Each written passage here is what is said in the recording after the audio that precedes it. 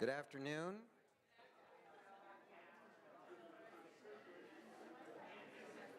As we say down here, thank you all for coming. I will be brief. I know my colleagues are taking a deep breath and saying to themselves, sure. Just want to welcome you. My name is John Lutzker. I am the director of the Center for Healthy Development within the School of Public Health here at Georgia State University. I want to especially thank Dan Whitaker, the director of our National Safe Care Training and Research Center, and Tia McGill, one of our Duke Fellows, for the work they put into this.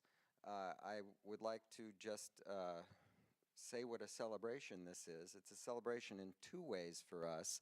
The Duke Fellowship Program is remarkable. It was a tremendous idea, and I've met a few of the fellows besides the ones we have at Georgia State, and I'm very impressed. And I'm thrilled that it happened, and it's terrific for the field of child maltreatment prevention. So we're delighted to host the mid-year meeting here. And it's a special celebration for us because our featured speaker, whom Deb Darrow will introduce, in July will be joining the Georgia State University faculty in the School of Public Health. I actually kept it a secret in my office until I could get medics standing in my office or in our suite for fear that the faculty were going to hurt themselves doing cartwheels.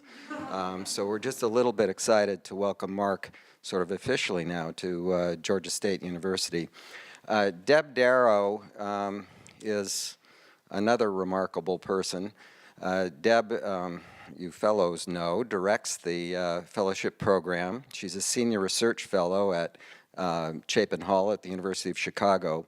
Prior to that, she was director of the National Center for Child Abuse Prevention.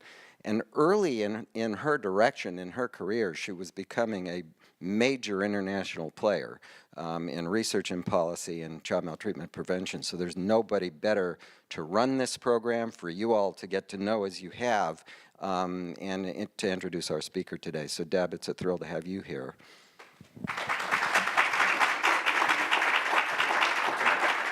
Thank you so much. Thanks for that gracious introduction. And I want to thank you all for being here. We are indeed thrilled that we were able to hold the mid-year meeting of the fellowship program here at Georgia State, where we have a couple of your students already in our fellowship program. We're entering our 4th year this year, and every year we pick 15 young scholars working on their dissertation. And we try to help them not just do good research, because we know how important that is, but really do research that matters, research that'll really affect and change the lives of the programs we provide to children and the public policy we set to protect children, to promote child well-being, and really to build a better context in which it's just simply easier for parents to do the right thing. And I think having a speaker like Mark Chaffin be part of this program is really important. Mark, as you know, is a psychologist and currently a professor of pediatrics at the University of Oklahoma Health Science Center in Oklahoma City, where he has been directing the section of developmental and behavioral pediatrics and the Center on Child Abuse and Neglect there. His research work has spanned a number of areas related to child maltreatment, children's health, juvenile justice, and services to families. This includes studies focusing on development, adaptation, implementation, and the scale-up of evidence-based services, which is the topic of what he's going to talk about today. I've known Mark for a number of years. I knew I had met him in a bar, and I couldn't remember where the bar was, but he reminded me it was at a meeting in Los Angeles. And the thing about Mark Chaffin, I would say, over the years, there are times where we've disagreed about the approach we might take, our standards of evidence in what we consider to be high quality research, even whether child abuse can indeed be prevented or not. But this is the deal with Mark. He's a careful thinker. He's dedicated to what he does. And so while you here at the university are probably thrilled to have him as a faculty member, I will tell you one of the other big beneficiary group of having him come here are the children in the state of Georgia. And Georgia policymakers may not know what they've gotten into because he is going to improve the quality of services in your state. I guarantee it because he can't help himself, but make things better wherever he goes. So with that, I'd like to introduce Mark Chaffin.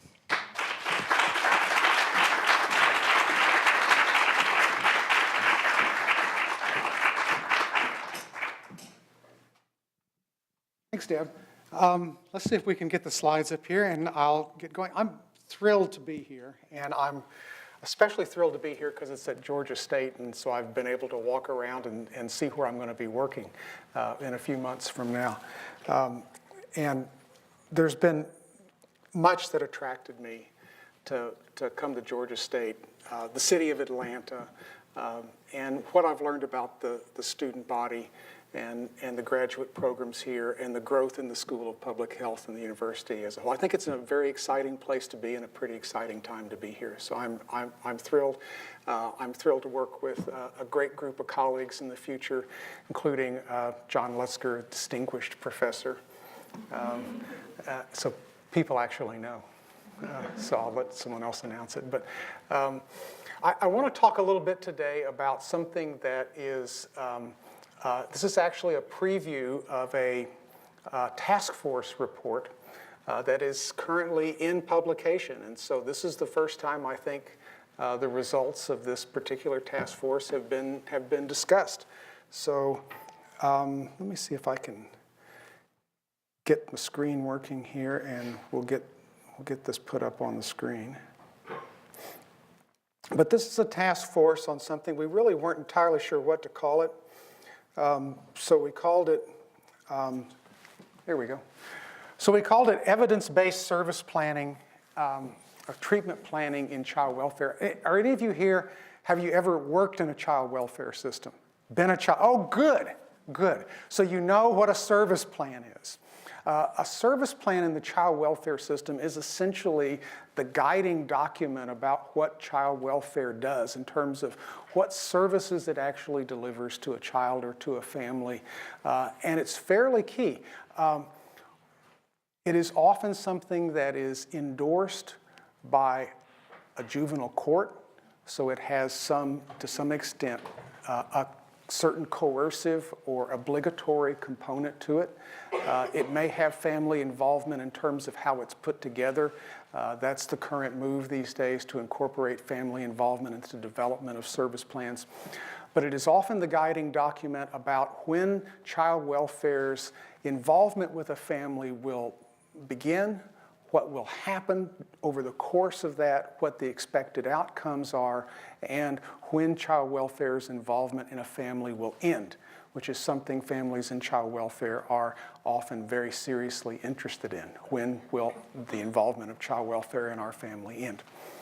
So a service plan in this sense, I think within child welfare, has a little more import than service plans, for example, in mental health service delivery systems or other kinds of service delivery systems, where it's often just a matter of, it's a formality that goes in a chart. But in child welfare, it's much more of an authoritative document that often has legal import and real import in the lives of families, including whether they get to keep their children or when their children return home and various other things like that.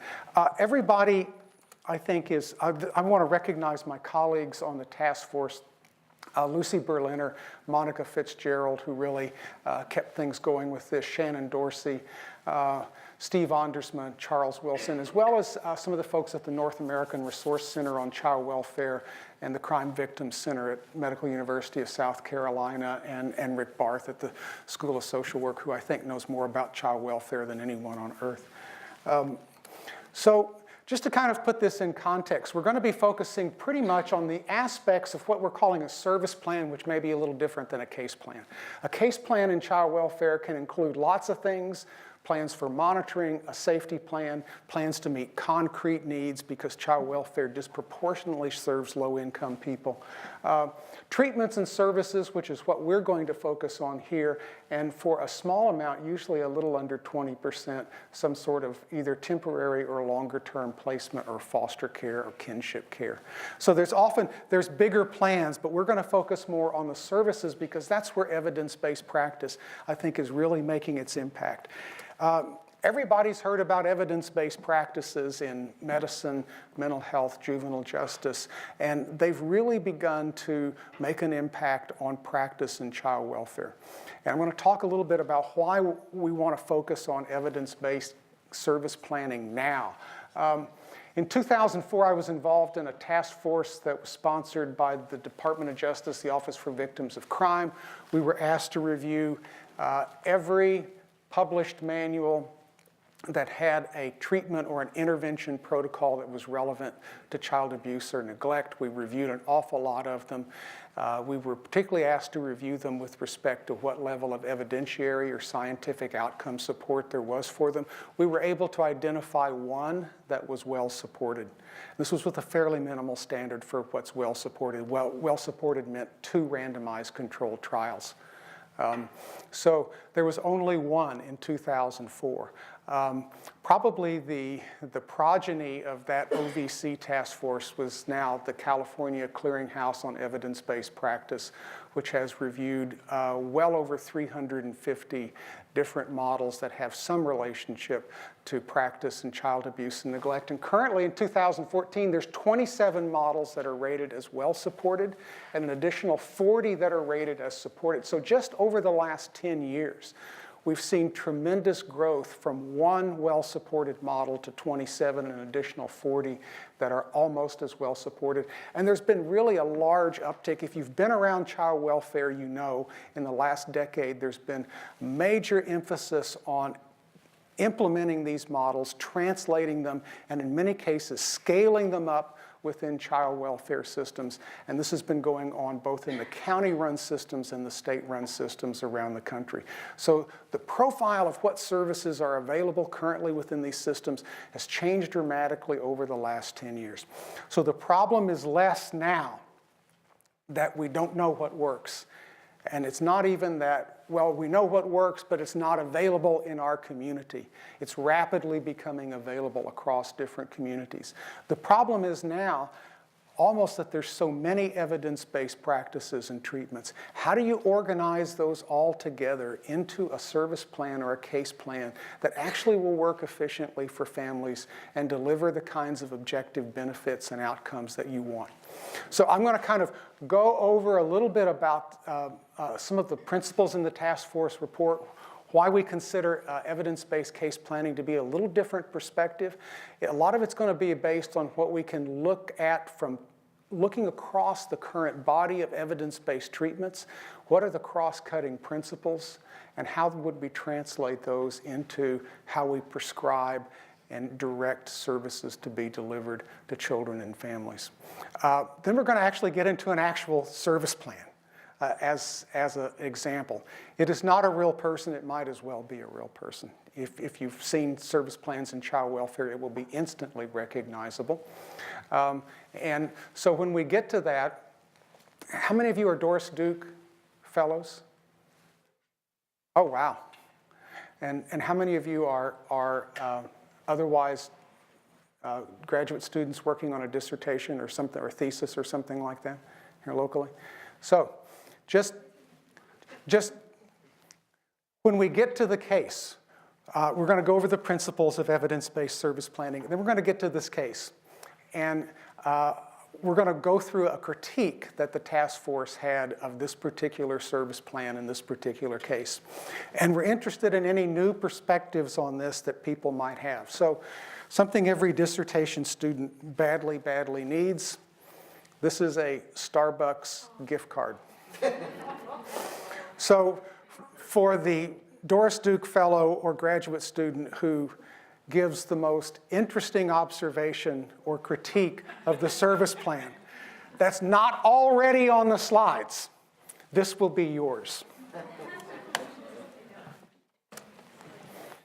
Just to give some idea of where we are with, why do we need to think a little bit about service planning from an evidence-based practice perspective? Well, there's 27 well-supported models, 40 that are reasonably supported, but when the Clearinghouse has reviewed all of the models, and there's 323 of them, you see that actually the large majority of them did not even have enough empirical evidence in order to assign them a rating.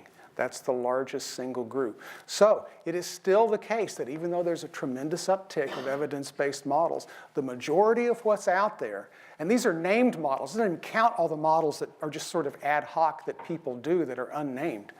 So the majority of what's out there has no evidence at all, one way or the other.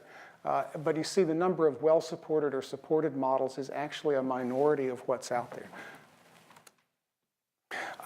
What kind of difference can this make? And the answer is, so why should we bother with thinking about evidence-based? And the answer is the difference can be a lot. These are all from randomized controlled trials. 3 of those our group did.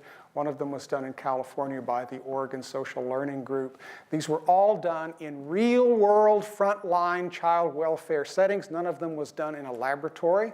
None of them was done just in some university setting. They were all done in real-life frontline child welfare settings with real-life child welfare clients and service providers, and measuring not questionnaire changes, but actual bottom-line behavioral changes like recidivism back into child welfare, foster care disruption, other kinds of bottom-line outcomes like that that really we care most about as policymakers.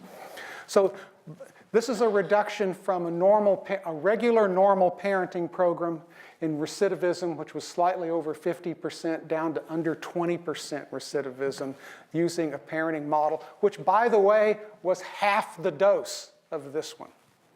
So we can cut recidivism in half with half the number of sessions by using an evidence-based practice.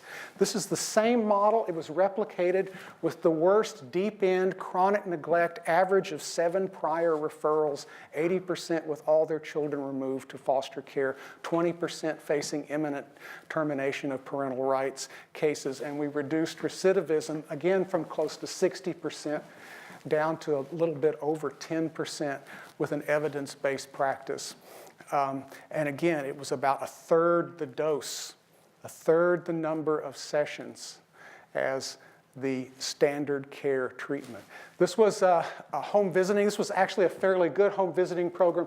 This was the most intensive level of service that is currently offered in the state, and we reduced recidivism from about 60% to a little over 40% just by changing the curriculum. Not by changing much about the service, just by changing some aspects of the curriculum that was delivered. This was in the foster care system in California, and this is a measure of foster care disruption. When a foster family essentially says, come get this child, I can't take care of them anymore, the problems are too severe, is usually the most common cause. And we know what happens when kids get multiple foster placements over time. It's not really a very good thing. And they reduced it from over 30% to a little over 10%, simply with a behavioral parent training program for foster parents. So the bottom line is, what difference does it make if we do evidence-based or not? And the answer is, it makes a big difference in the lives of families and kids. But isn't it more expensive? Well, the cost effectiveness has been reviewed. Probably the people that have reviewed cost effectiveness the most has been the Washington State Institute for Public Policy. And this was their estimation from one of the studies I just showed you, which was about a $5.93 return on investment for every dollar spent, and about almost $5,000 for every case treated, the evidence-based practice. So there's a lot of cost effectiveness to be had. So what are the implications of this for service planning? Well, obviously, use evidence-based treatments. But I think beyond that, as we saw earlier, treatment plans, service plans are complicated animals. They involve multiple components. So how do we arrange all these different services and match them in some kind of way that is sensible? What can we learn about how service plans are put together? And what are the general principles we should follow? And are they the ones we're currently following? So what we're going to do here is kind of go through sort of a broad overview of what are the cross-cutting principles in what seems to be working well these days? And what can we learn from that and apply to service plans? So I'm going to first talk about what are some of the cross-cutting themes in evidence-based treatment. Well, if the results are so much better, really what's so special about evidence-based treatments? I mean, in theory, it's only the way they've been evaluated. But if you look at the content, if you observe them on the ground, like a lot of folks have done, if you go out and code what is actually happening in treatment encounters, if you look at the manuals, don't just read the articles, look at the treatment manuals, look at behaviorally what they actually do, there's really a number of cross-cutting themes that begin to emerge here. One is that in terms of the things they do, there are actually surprisingly little difference between a lot of the evidence-based models and what we would euphemistically call usual care. So they rarely use really bizarre or atypical or unusual techniques. In fact, often it's more the sort of quack therapies that are out there that are often marketed. For example, some of the various attachment therapies and other things like that that do the really bizarre things and that market to foster parents and people who have foster kids. Actually, if you look at the evidence-based treatments, most of what they do is relatively garden variety. And if you look across the body of them, what you'll find, particularly for parenting treatments, and parenting is really the bread and butter of child welfare service plans. If you look at the parenting treatments and look at the body of evidence-based treatments, they all do very similar things. So for example, if you look at Incredible Years, PMTO, PCI, parent-child interaction therapy, any of these well-supported parenting treatments, and you look at the actual parenting skills they prescribe, they're incredibly similar from one model to the next, the evidence-based treatments. So they're not rocket science, but they differ a lot, not so much in what they do as in how they do it, and also in what they don't do. And I think this is a theme that we're going to come back to over and over and over. It's not so much what is included in them, it's what's left out of them that makes them much better.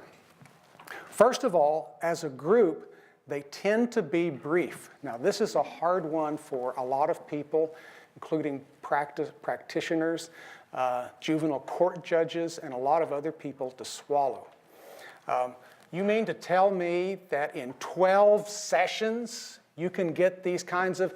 Absolutely yes. And in fact, in some of the evidence-based practices, what we're beginning to see emerge from the literature is that there are families or there are kids who are very, very early responders to service. Often, for example, things that we thought took years and years of mental health service, like trauma-related problems and post-traumatic stress disorder in children. Many kids respond in as few as 3 to 4 sessions, and that response tends to be durable. It tends to last years and years out after the treatment is over. So this is a very difficult one for folks that have been practicing in a non-evidence-based world to accept. But the data on this is becoming increasingly robust and replicated over time. They tend to be different in the sense that they are highly focused and structured. They tend to select a very small number of target behaviors that are supported in the research literature as being important. Whereas in usual care services, often what you see is that people try to be comprehensive and take care of everything. This has been the dominant ideology. If there's been a dominant ideology in social services, I think it's probably been the ideology of comprehensiveness, that you have to have a piece for every single issue or problem. And you just hope in some way you're going to hit the target, or that somehow you have to do all of these things. And usually, typically, when people talk about an evidence-based treatment to an audience of practitioners, there will be a bunch of them squirming in their seat, will raise their problem. They'll say, well, but what about the substance abuse? What about the parent's own history of abuse? What about the domestic violence? Well, what about? And this is, what I think you're hearing when you hear these kinds of questions is the ideology of comprehensiveness. The idea that often in the child welfare system, families are multi-problem families. They have lots and lots of problems. Adversities come bundled in life. We all know this. You rarely find one life adversity freestanding by itself in the absence of others. Adversities in life come bundled together It's really unfair, but they do. So we deal with a lot of families that have multiple problems, and the ideology has been you have to do something about every single one of them if you're going to do good service and do right by families. This is not typically the approach that evidence-based practices have. Rather, they're distinguished by being focused and being structured and being targeted on a small number of things. But the things that they're targeted on, they do with depth and intensity. So think focus, depth, and intensity, not comprehensiveness when you think about evidence-based services and what distinguishes them. The other thing is you're expected to have a certain degree of fidelity in what you do. If you're a practitioner, you're expected to do the model as it's designed with fidelity, or even more importantly, with competency, as opposed to a little more of a freelancing kind of approach that characterizes usual services. So it's not so much, again, what they do, it's what they don't do and the way that they do what they do. So this sounds a little bit like less is more, and this was probably one of our main concerns on the task force, is that our conclusions would be interpreted as a justification for underserving families' need, because we're talking a lot about often less being more in terms of services. Well, probably not always true that less is more, but when it comes to parenting, and child maltreatment is by definition a phenomenon that involves parenting. Child welfare systems deal with parents and caregivers, not with violence or neglect of children by people who are unrelated to them. That's by parents and caregivers. It's a parenting system that's focused on parenting. So parenting is the key intervention. One of the things we've learned about parenting is that it really is one of the areas where less is sometimes more. This is a quote from actually some of your local folks here, Linda Ann Valley at the CDC, and Jen Kaminsky from the CDC, and Jill Filene, who used to be at the CDC. As predicted, providing parents with other ancillary services as part of the parent training program was associated with smaller program effects on parent behaviors and skills outcomes, a result that has been found in, and they mentioned, 3 other meta-analyses. This was now the 4th meta-analysis of programs that found that when you add ancillary services on top of a parenting program, it does not improve outcomes. In fact, it weakens them. And this includes studies where that was randomly assigned. It wasn't simply a matter that people who got the ancillary services got them because they were in worse shape and needed more service. Even when they're randomly assigned, we found this in our study where we randomly assigned parents to get either a basic evidence-based parenting program or an evidence-based parenting program and every other kind of help we could think, which included individual counseling, family counseling, marital counseling, medication treatment for depression. If they needed medication, we bought it. We had home-based services in addition to the parenting program. And yes, we actually spoiled the benefit of the program by doing all those additional things. It is counterintuitive. It runs against everything that most clinical practitioners believe. It has now been found in 4 separate meta-analyses. At this point, I'm afraid I think it's a solid finding at this point. So something we might want to pay some attention to in case planning. So let's summarize some of the cross-cutting themes, especially for parenting kinds of things. Evidence-based treatments tend to be brief. They get down to business quickly. They get things done quickly. Most of the change occurs within the first few sessions, often within the first 3 or 4 sessions. They're focused. They focus on fewer things, but with far greater depth and intensity. Does it make sense what I'm talking about with depth and intensity? It's like the difference between saying, Deb, you really need to use more positive praise with your teenager. She really does a lot of good things. I know she drives you crazy, but you need to be a little more, can you be a little more positive with her? As opposed to saying, Deb, let's talk about what positive reinforcement means. We're going to demonstrate some. We're going to practice it. Then I'm going to observe you do it with your teenager and coach you through and get you to where you're really doing it really well. And we're going to spend the next 3 sessions doing that. So can you bring your teenager in? We're going to really work. So you see what I'm saying about the difference between just talking about, and actually what's been found in studies of usual care, Ann Garland out in San Diego has probably done the best studies of this, where she's evaluated thousands of videotapes of usual care sessions, and essentially finds that virtually nothing is done with depth and intensity. There's so much crisis chasing, so much attempt to be comprehensive and cover everything that nothing ends up getting covered really with depth and intensity. And this is really the distinguishing, if you actually watch an evidence-based session and watch a usual care session, this is what will strike you as the distinguishing difference. The modal information in usual care, by far, the most thing that people spend their time doing in usual care is information gathering. Finding out, asking questions, finding out more information. In evidence-based practice, that is one of the things that typically goes. It is not much time is spent on information gathering. Much more time is spent on action and doing and life skill practice. The focus, for example, with parenting is on parenting as it is behaviorally delivered, as opposed to parenting as it is conceptualized or talked about after the fact. There's a session-by-session plan as opposed to being more client-centered or free-flowing. And it tends to be matched to the main problem and keeps the number of providers to a minimum, whereas in usual care, there's typically an idea that you want to have some sort of service for every particular problem, and then you try to coordinate those via something like systems of care or family group conferencing or something else like that. And there's a very high level of quality control, which researchers call fidelity monitoring, but I think I like the term quality control a little better.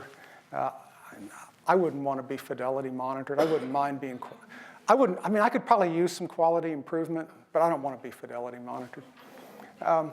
Whereas typically in Ann Garland's and other people's work, in usual care, most supervision is focused on relationship aspects. And very rarely focused on skills. So you can see there's actually some fairly clear distinctions between the cross-cutting themes and philosophies of these two ways of doing services.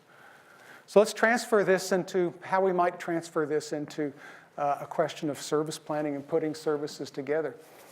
So one of the recommendations out of the task force was that in evidence-based service planning, obviously evidence-based treatments are prioritized, which means that child welfare behaves like an informed consumer. In a lot of types of care, like medical care, the patient is the consumer. In child welfare, the child welfare system is to a large extent the consumer because they're the ones who picks what services are delivered. And we think it's important that they behave like an informed consumer. As opposed to often, if you look currently, for example, at the federal regulations on, Child and Family Services reviews or other federal policies that guide child welfare practice, they have virtually nothing to say at all about the content of services. They just talk about, well, family preservation services are good. Formal services may be needed. And that's about as specific as they get about what the content of services should look like. And if any of you have been in child welfare before, you may know that there's sometimes sort of a local culture, which is services are the business of the professionals. You're the professional, whatever you say. You're the one running the services. And I think from this perspective, what we would advocate is child welfare actually should behave a little more like an informed consumer and say, no, that's not what I want. We want this service. We're not just going to leave it to you to figure out and do whatever sort of possibly generic type of service you may want to do. Again, focus as opposed to comprehensiveness. We're talking about targeting high priority behaviors and things that are relatively self-evident. This has implications for how assessment is done. That means if the problem is physical abuse, we are targeting a parent-to-child behavior that involves violence. And we're spending less time thinking about, well, really, what are the underlying deep issues that are down in there that are driving the violence? So was this person abused as a child? Do they have poor impulse control? Do they have a high level of depression, which makes them irritable and more explosive. So it's a little different perspective. Instead of looking for underlying things and then targeting those underlying things, it's much more looking directly at the behavior itself. This means a lot less use of our old friends, the psych eval. Courts and child welfare systems order these at a fairly high level where they've been studied, and people have asked judges or child welfare workers, how useful are these to you, really? Guess what the answer is? Not much at all. But it's like a box that has to be checked, and you get the psych eval back, and it's 4 pages of some document about someone's this test and this score and all this other kind of stuff like that. So it means much more reliance on assessment of what's the actual problem that child welfare or the state is trying to change. What's the actual behavior you're trying to change, as opposed to the more broad picture of what is everything in this person's life that might be contributing. In traditional practice, often local service availability drives the service menu. So it's like, well, this is what we have in our community. We have a parenting class that this agency runs, and we've got a mental health center that does counseling, so that's what we use. And what we would suggest is a little different perspective, which is that a desired evidence-based service menu drives the local services market. That child welfare essentially uses its power as the funder or the purchaser of service to guide what the content of those services might be. And frankly, reasonable efforts mandate leads to defensive practice. We talked to a number of folks who were in child welfare as part of this task force, a number of local supervisors and folks, and said, how do you explain some of these crazy service plans? Service plans that would take someone 15 or 20 hours a week to actually do. And you know what the most common answer we got was? If I don't do this, I'm going to get beat up by some judge. If I don't do this, there's going to be some defense attorney who's going to say, why didn't you do this? If I don't do this and something goes wrong with this case, the county director or the supervisor is going to be on me. Why didn't you do more? Why didn't you have more services done? So often what we found was a lot of explanations for traditional service planning that were very analogous to defensive practice in medicine. Defensive testing, defensive prescribing, giving antibiotics to people that have colds, other things like that in medicine. Except the difference is, in medicine, a lot of that is driven by fear of tort and lawsuits. That's not so much the case in child welfare, but a lot of people talked about, I'm going to get beat up by a judge, I'm going to get yelled at by a supervisor. So even often what we found was child welfare workers were writing service plans that they themselves thought were ridiculous, but did it largely out of defensive practice. We've sort of talked about this. This is sort of, I think, our conceptualization of the current way service plans go. There's some sort of behavior or situation that brings a family into the child welfare system. That gets filtered through whatever the kind of the local culture or the local office perspectives of things are.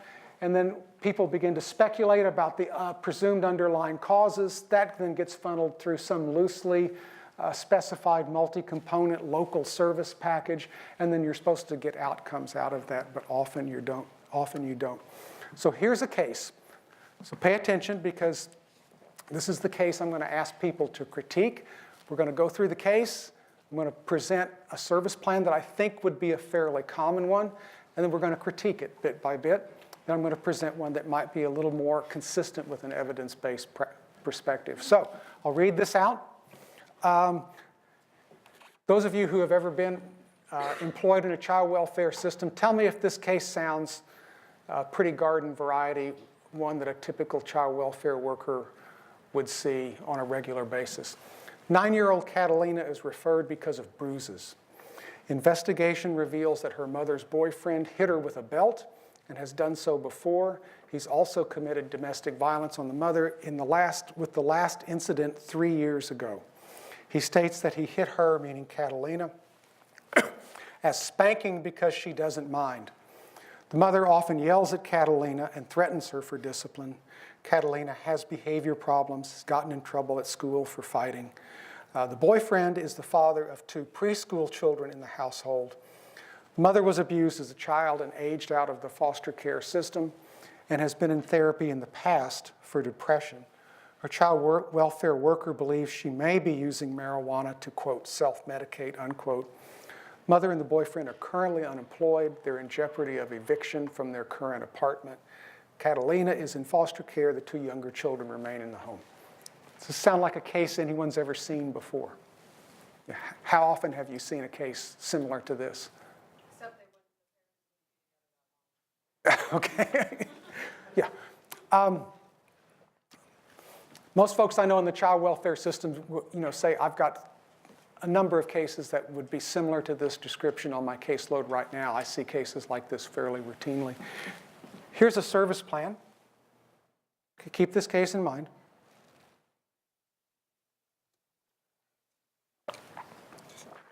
Okay. Catalina's referred for counseling services. The mother and the mother's boyfriend are referred for the following services for each. Both mother and boyfriend get a psychological evaluation, substance use evaluation and treatment, and substance use evaluation for both of them, individual counseling for the mother, anger management class for the boyfriend and for the mother. The boyfriend goes to a domestic violence batterers group. Mother is referred for domestic violence services and a support group, and is also referred to a parenting class. So, this is where you have the chance to win the fabulous Starbucks gift card to get you through the next stage of your dissertation. So, what do you think of this service plan? I'm going to tell you it's not all bad. What do you think of this service plan? Yeah. Based on what you were saying earlier, work on and having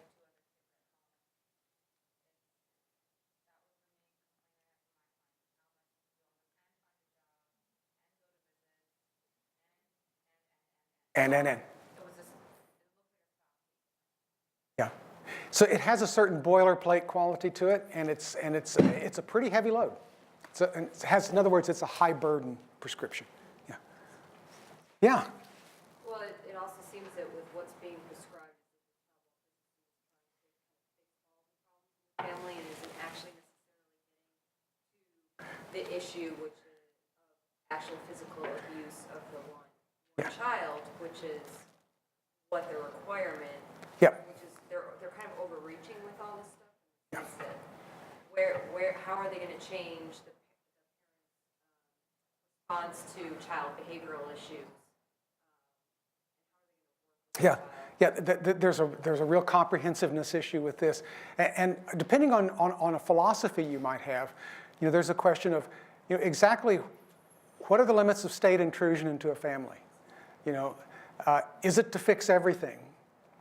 Does the state intervene to fix every problem we think you might have, or does the state intervene to correct a problem that is more germane to what the law would prescribe? Sir, yeah. I was a child welfare worker, and even with its comprehensiveness here, the mother with the child, and there's nothing focusing at all on the boyfriend who's serving as the father, that his relationship with the child. Yep. Yeah. I think a lot of emphasis on and very little on just the actual parenting. There's one parent mom's getting that. Everything else seems to be very much. Very good. Yeah. Well, there's also another medical reference is that when we about treatment of HIV, we know that people have better adherence to when we're able to do a combination therapy and have a single drug treatment that they take one pill every day, they're more likely to maintain that over a long period of time. Than Absolutely. They have inherently less adherence when you're taking 3 or 4 pills. It's just overwhelming, and so you don't get engaged with the system as a parent or a patient to really say this is the one. So you could be setting yourself up for some adherence issues here. Very well with this. Yeah.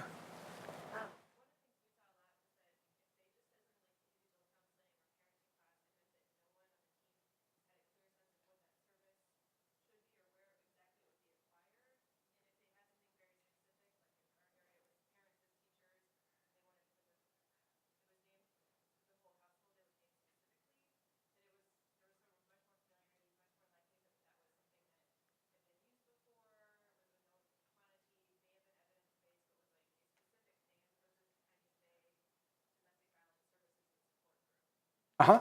Very good. Very good. Functional behavioral analysis or any of the other. Yep. That seems to be a really important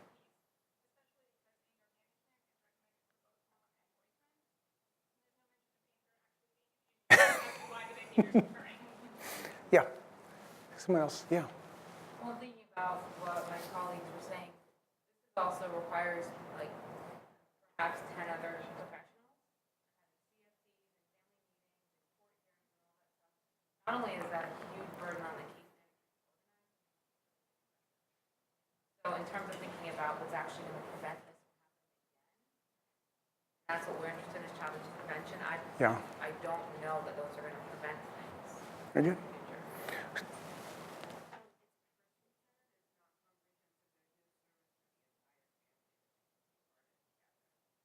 Yeah. So it would be nice if there was something that could actually be done jointly. Yeah. I'm not familiar with how those plans always look, but They look like this. Yeah, they look like this. now I'm familiar with how they look.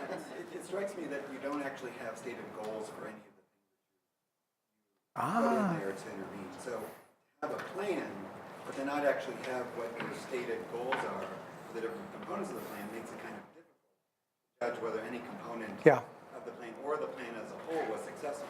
So it's a good comment. I'll just say parenthetically, that's an issue the task force struggled with for a couple of reasons.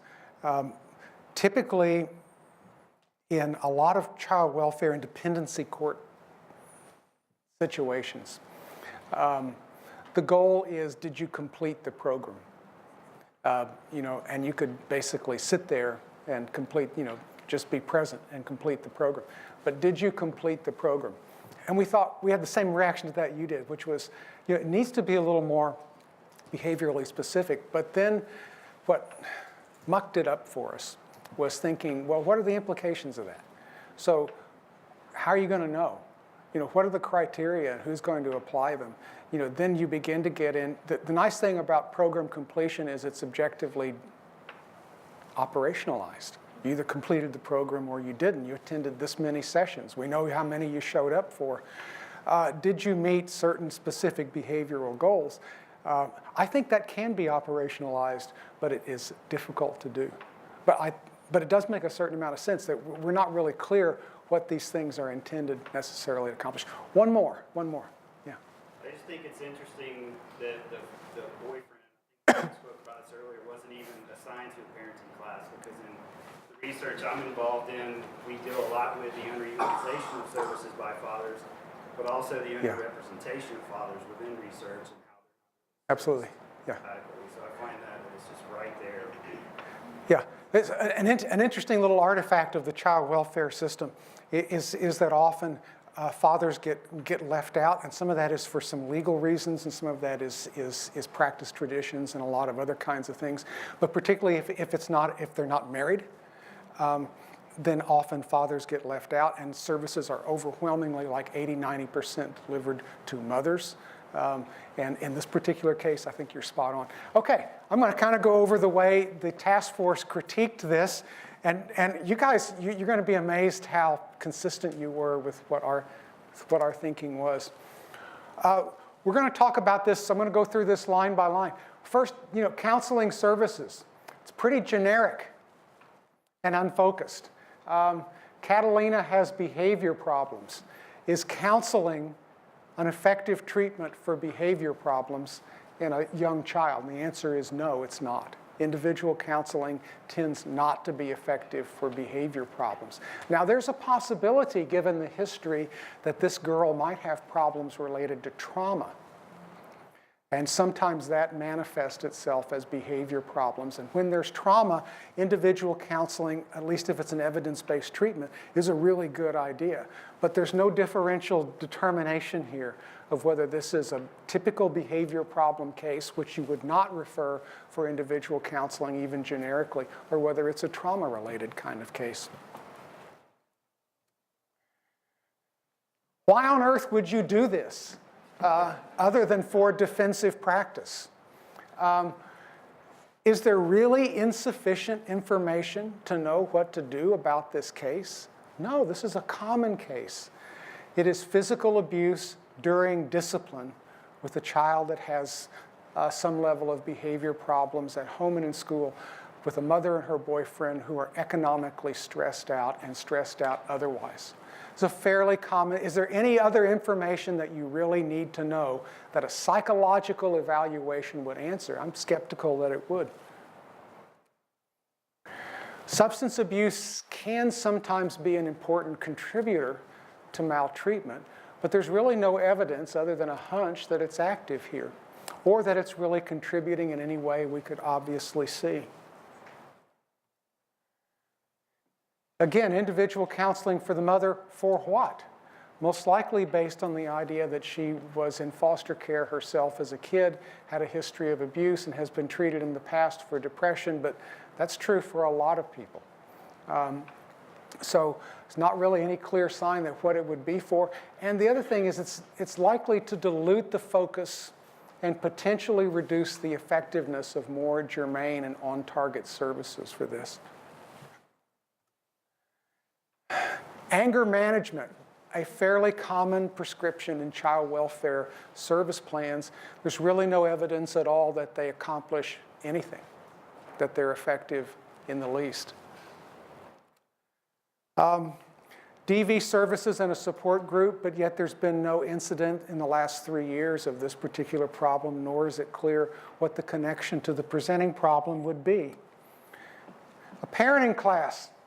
Now, this is directly on point to the presenting problem. The mother yells and threatens to discipline, which is harsh, but probably not abusive. So this is actually a fairly on-target prescriptive thing, but we could pick it in some of the details. Why a class? Why prescribe that particular modality? There's plenty of evidence-based treatments that are not class. PCIT is not a class. Abuse-focused CBT is not a class. Pathways PPP is not entirely a class. So a lot of the evidence-based treatments that people do are done in other kinds of formats and venues, but that's a relatively minor point. If it's an effective, and the other thing is a parenting class can be fairly generic. If it's a good evidence-based program, this is probably a good recommendation. Otherwise, we might be a little uncertain about how good it is. A DV batterers group. Anybody familiar with the research outcome literature on batterers groups? Yeah, well, Dan was at one time the CDC's in-house expert on this. So Dan, what's the literature on batterers groups as terms of outcomes? They don't work. They don't work, and that's been relatively robustly shown in meta-analyses. So we're actively prescribing a proven ineffective treatment here. Anger management class, much the same kind of thing. And I think as other people suggested, I think you guys caught onto this very well. What's missing here? Well, anything that's focused directly on what brought them into child welfare in the first place was that the child had bruises because mother's boyfriend had been hitting her with a belt. And there's really nothing in terms, and it was in a context of discipline. He was doing it in a context of attempted discipline. And there's really nothing here that directly addresses that particular problem. And I think as you all got, overall, this is a very high burden plan. Probably, if you count it up, would require about 18 or more hours a week to actually comply, not including transportation, childcare burden, etc. For a family struggling economically, it's likely to make things worse. There's scattered providers, which someone pointed out earlier. There's little focus. There's no evidence-based treatments prescribed. There's lots of potential incompatibilities among the various treatments and what they might be teaching people at the same time. Although it's prescribing a service for everything else under the sun, there's no service for the boyfriend's harsh discipline, which is the referral problem. Make sense? What we did not get was that the likelihood of adherence or compliance to this would be low. So we have to add that to the list. Pass that backwards. I like that analogy to, for example, HIV antiretroviral drug treatment. It's a nice analogy with this, about how people might comply with it. So, just to kind of review, now we're going to go back through this again and apply a number of principles. Effectiveness, prioritizing things that are known to work. Efficiency, accomplishing goals rapidly and with the least restriction, intrusion, and time. Focus, and keeping parsimonious. So services are targeted at the main high-value targets. Prescribing the fewest services necessary to get the job done. Triaging in sequence. We're going to target things that we think have a reasonable history of actually changing. Step care approaches are kind of one way that people favor doing this a lot these days, by the way. Also, we're going to take advantage of a couple of findings in the research literature that have also been replicated with families and child welfare, which is there is to a certain extent a phenomenon that a rising tide does lift all boats with families. That typically when things get better in one area, they often get better in a lot of areas.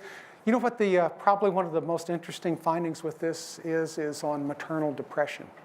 Maternal depression is developmentally a very important thing with children's development and welfare, and also it's important in child welfare. It is predictive of long-term risk. It's predictive of initial onset of abuse. It's predictive of a lot of different kinds of things like that. And you know, there's a lot of treatments that do parenting training, parenting skill training. There's absolutely zero content in any of these parenting interventions that directly targets parental depression. They don't try to change cognitions. They don't prescribe medication. They don't encourage referral for medication. They don't do any of the things that typically most modern depression treatments do. Guess what a robust finding is from these outcome studies? They all improve maternal depression. So there really is often, when the satisfaction with parenting and satisfaction with parent-child relationships improve, to a certain extent, maternal depression will come along with that, and probably vice versa. So we're going to take advantage of that. And we're going to sort of mind the core child welfare mission when it comes to coerced services, focusing on really what the behavior is that brought people in. And I think something that, by the way, child welfare systems increasingly are doing pretty well is involving parents directly in setting their own goals and defining their own service needs and objectives. So if we applied these principles, what might it look like? So we're going to kind of revisit the case again. We've already been through this. And kind of take a little different tact on a service plan. So in this one, Catalina's referred for a brief assessment, not a psych eval, a brief assessment to determine if behavior problems or trauma problems are primary, and referral to one of two services depending upon the outcome. So either if behavior problems are primary, it's going to be subsumed under a behavioral parenting program, which is the recommended first-line treatment for child behavior problems. If trauma-related things like anxiety and depression are primary, we're going to think about something like trauma-focused CBT, which is about a 12 to 14 session. Some kids respond earlier. The mother and boyfriend jointly, someone else mentioned this earlier, jointly go to a time-limited behavioral parenting program like Calco's abuse-focused CBT, PCIT, Incredible Years, PNTO, Pathways Triple P. There's a lot of them. They're all variations on the same theme.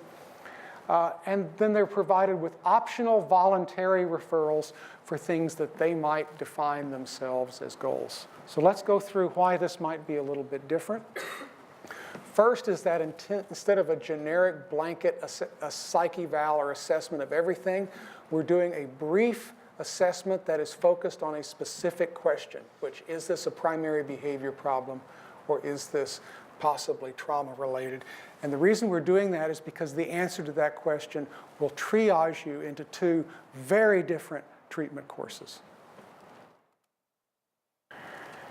Efficiency. Here is one treatment that can be used to accomplish two high priority targets: behavior problems and increasing nonviolent parenting. We're identifying, if it is a trauma problem, we're identifying a named, specifically specified treatment, which is through a lot of efforts of SAMHSA currently being implemented nationwide, so it's available pretty much in most communities at this point. A single evidence-based treatment offered jointly for the main presenting problems. And then finally, we're making a distinction between what are obligatory services that are focused on the main child welfare state relevant problem and what things are more voluntary and that child welfare might facilitate people from meeting their own goals. And finally, we've picked two treatments here. This one and this one are the same treatment. It's one treatment. But these two are actually conceptually very, very compatible. There's parent involvement in both of them, and the parenting skills involved in them are actually very similar one to another. So they are not going, you're hearing one thing from one service and a different thing from another service. These are inherently compatible models if you actually look at the manuals and what is behaviorally done in the treatment. So we're dealing with the potential incompatibility problem. So hope this makes some sense. I'm going to kind of wrap up by talking about what are maybe, I've got like 2 more slides left here. What are some possible challenges with this? First, although evidence-based treatments, I think, are currently being taken up fairly widely within child welfare services system, this is not universally true. There's probably a lot of communities where the current infrastructure of services may not exist. And this may require that child welfare begin to use its muscle a little more about what it purchases and setting parameters on what it purchases. Evidence-based treatments are potentially very cost efficient, but will really require a lot of rethinking of things like funding systems and reimbursement systems and contracting systems to make this happen. If you're in the services research area, the phrase you hear a lot these days is we pay for quality, we don't pay for volume. And this is very much a perspective that comes out of the evidence-based services movement.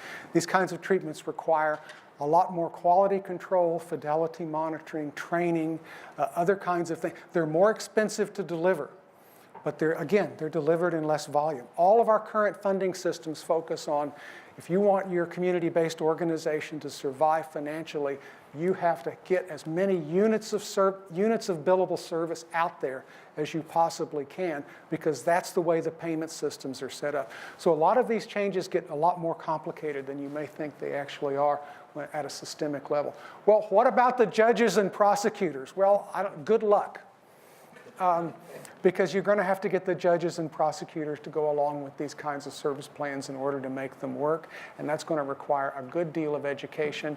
If you've ever dealt with a prescribing judge, and we all have, it is very difficult sometimes to change their mindset. The assessment infrastructure may not currently exist. We may not currently have ways that people can assess cases that funnel them into an evidence-based treatment or service plan. And evidence-based service planning requires expertise in what the treatments are, what they look like, not only in what's evidence-based and what's not, but what do they actually do? Because if you're thinking in terms of what's compatible or what's incompatible from one service to the next, you've got to know what the actual services do. And this is going to require expertise in-house in child welfare that they may need to develop over time. Payment structures, as I've mentioned. We think evidence-based service planning is likely compatible in principle with a lot of shared, client-driven, client-centered case planning approaches like family group conferencing and systems of care and other kinds of national models that are out there. But This is yet to be worked out and put on the ground and will likely require a lot of iterative adaptation and fixing along the way to actually make it happen. As with any new implementation technology, with any new approach to doing things, leadership buy-in and buy-in at middle management levels within child welfare systems is going to be critical. This is a concept, it is not a protocol, and so developing the details of how it actually works on the ground are probably going to be a lot of years off. I was chatting with someone on the way over here, and we were talking about large public sector systems, and I think the comment was often changing direction in public sector systems is a little bit like trying to steer the Exxon Valdez. And John remembers what that was. I don't know if a lot of you fellows remember the thing, but it is literally like trying to steer an aircraft carrier or an oil tanker. These are large systems. They change direction very, very slowly and very deliberately over time. So this is going to be, hopefully, we kind of view this as maybe the next stage beyond developing evidence-based treatments and getting them implemented. And so we're hoping to get this published nationally sometime this summer or next fall. And hopefully we'll get some good response from child welfare systems. We'll see. So thank you all for your comments and questions.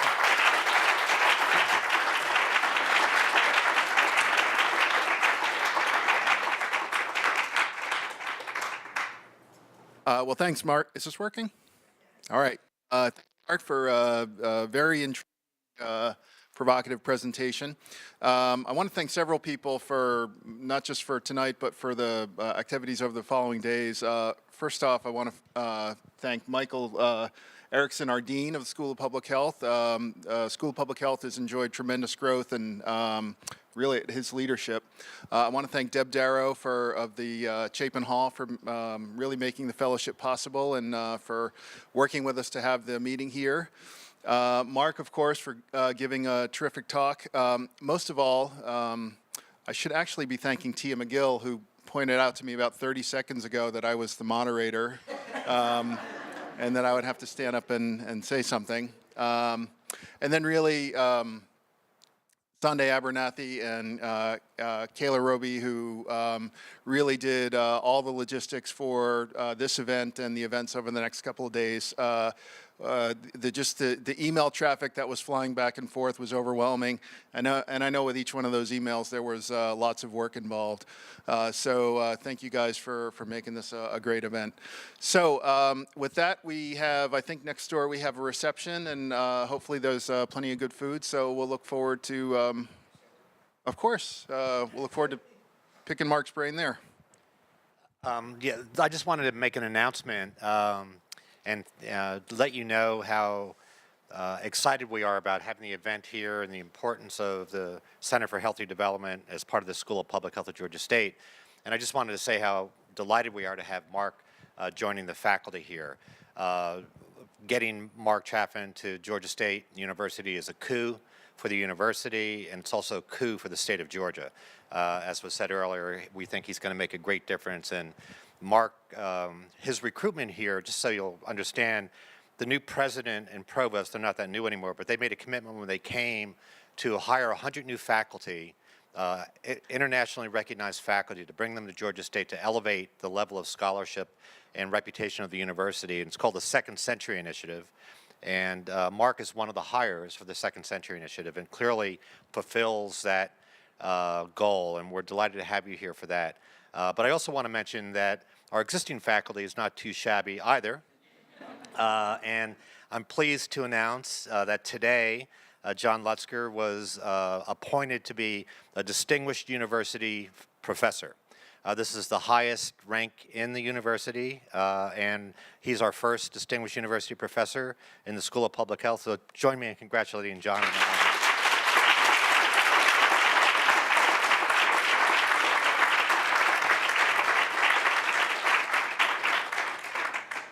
All right, well, congratulations to John.